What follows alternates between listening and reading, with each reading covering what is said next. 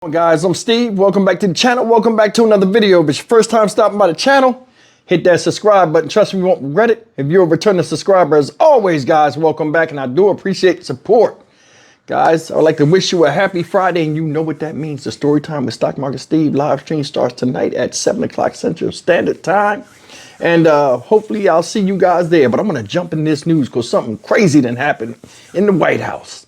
And regardless of your political siding, just looking at this for what it is, I think this is messed up. This is why I'm doing this video. I try to stay out of politics because I don't deal with it. But check this out. Now, we all seen the situation with Trump saying he's going to try to end the war with Ukraine, and he's going to, be a peacemaker with Zelensky in Ukraine and Putin in Russia. Well, check this out. Today, in the Oval Office, they were sitting there, Zelensky, Trump, and J.D. Vance, the vice president. They were sitting there in front of reporters, and all hell damn near broke loose in an argument where they were talking, and Zelensky started saying stuff that kind of pissed off Trump and them, and they had an exchange of barbs. I want you to take a look at this, and I'm going to come back and just give my assessment of what I've seen and what I think is going on. Even though I don't know shit, so I'm gonna hear it in the fucking comment section. Check it out.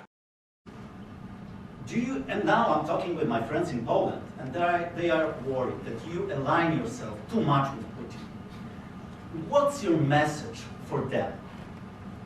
Well, if I didn't align myself with both of them, you'd never have a deal.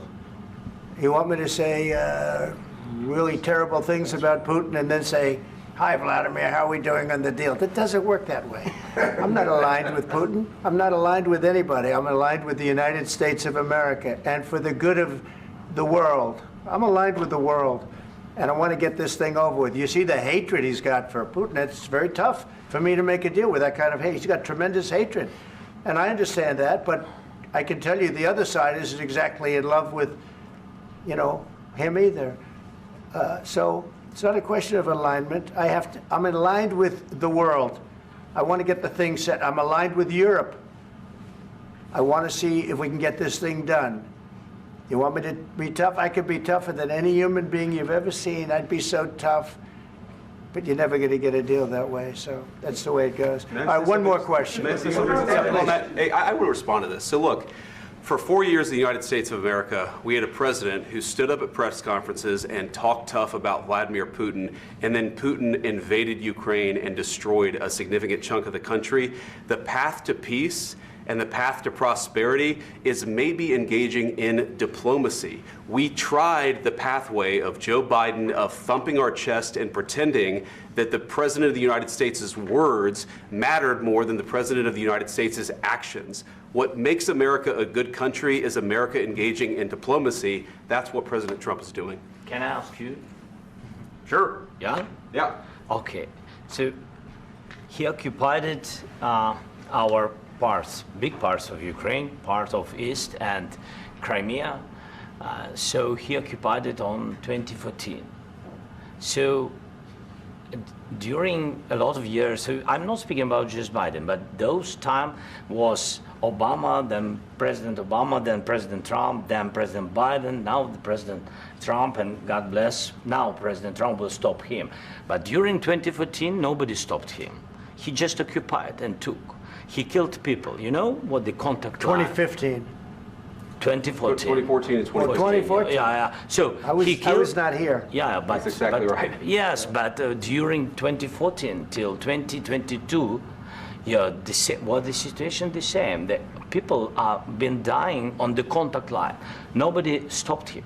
You know that we had conversations with him, a lot of conversation, my bilateral conversation, and we signed with him, me, like a new president.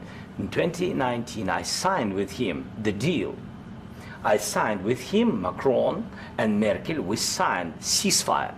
Ceasefire. All of them told me that he will never go. We signed him with gas contract. Yes, but after that, he broken this ceasefire. He killed our people, and he didn't exchange prisoners. We signed the exchange of prisoners, but he didn't do it. What kind of diplomacy JD, you are speaking about? What do you mean?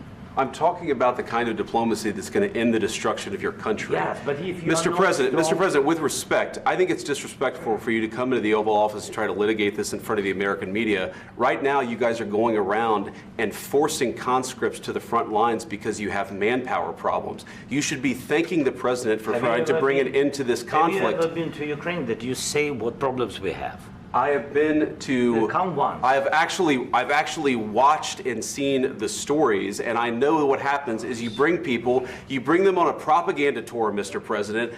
Do you disagree that you've had problems bringing people into your military? We have problems. And do you think that it's I will respectful answer. to come to the Oval Office I of will the United answer. States of America and attack the administration that is trying to prevent the destruction of your country? A lot of questions. Let's start from the beginning. Sure. First of all, during the war, everybody has problems. Even you, but you have nice ocean and don't feel now, but you will feel it in the future. God bless. You don't know that. God bless. You don't know God that. bless. You will not have a war. Don't tell us what we're going to feel. We're trying to solve a problem. Don't tell us what we're going to feel. I'm not telling you. Because I'm you're in no answering on this position to question. dictate that. That's Remember exactly what this. you're doing. I'm not You're dictating. in no position to dictate what we're going to feel. You We're will- going to feel very you will good. feel influenced. We're going to feel very I'm good and telling very you, strong. You will feel influence. You're right now not in a very good position. You've allowed From the yourself very- to be in a from very the bad very position, beginning and of he the happens war. to be right about From the it. very beginning of the war. You're not Mr. in a good Brown, position. I You don't was have in the a- cards right now. With us, you start I'm having not playing cards. But cards. right now, you I'm don't. very Yeah, you're playing serious, cards. Mr. President. You're I'm playing very cards. serious. You're I'm gambling the with the president lives in of war. millions of people. You think- You're gambling with World War What do you- III. what do you You're think about? gambling with What do you World think War about? III. And You- what you're doing is very disrespectful to the country, this country. That's with back all to you. respect to your Far country. more than a lot of people said very they respect. should have. Have you said thank you once? This A lot entire of meeting? times. No, in this Even entire meeting, have today. you said thank Even you? today. You went to Pennsylvania and campaigned for the opposition in October. Offer some words of appreciation for the United States of you America speaking about? and the president who's trying to save your country. That shit was disgraceful. It was. That was disgraceful. That right there, and I'm not saying from this part of Zelensky. Now hear me out. If you looked at that whole thing for what it's worth, 3 men talking. Trump spoke about the situation, said he hates Zelensky. Zelensky hates Putin. I would have never said that on TV. He has a hatred. You can look at this guy, see he has a hatred for the man. Regardless if he does or not, that's the first thing I went and did. Second thing, JD Vance jumps in it, has to suck off Trump. You know what I'm saying? If you pay attention to the whole story, what's the name said, let's go back to the beginning. Zelensky was talking. If you look at the whole thing, you got one person trying to talk and say something that they got on their mind that they think is key to this whole situation. And you got 2 people that won't let him talk because he said too much. Because he said too much. JD Vance jumps in it, starts defending the president. You didn't say thank you one time. You didn't this. You didn't that.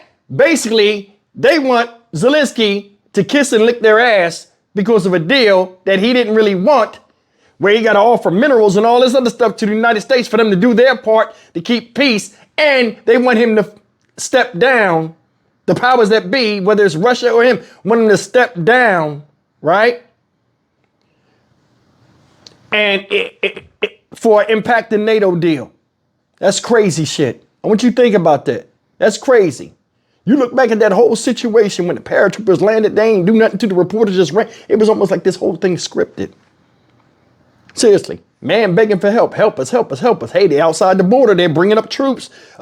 United States talking about, we talked to them. They say and they're just running exercises. They run up in the damn thing. Nothing happened to them. Shit was scripted. This guy right here, Zelensky, you know what I'm saying? I don't know him. I don't know about the situation, but I give him respect. When they invaded, his ass never left. And I want y'all to pay attention. Russia spends a lot on their weapons, just like the U.S. If they wanted his ass dead, they would have killed him. They could have. He stayed in Ukraine. But you think about that. If they wanted Zelensky gone, they could have got him. Now, all of a sudden, they want him to step down. It's defacing him. Man's considered a hero in this country. He never ran. He didn't do like the dude in Syria and other countries where they get on a plane and run to Russia or other places for asylum as they lose control of their country. This man stood and he fought. For that, I respect him. Now, the whole situation that I'm talking, it was almost dismissive of that situation by itself. I remember when this thing first kicked off.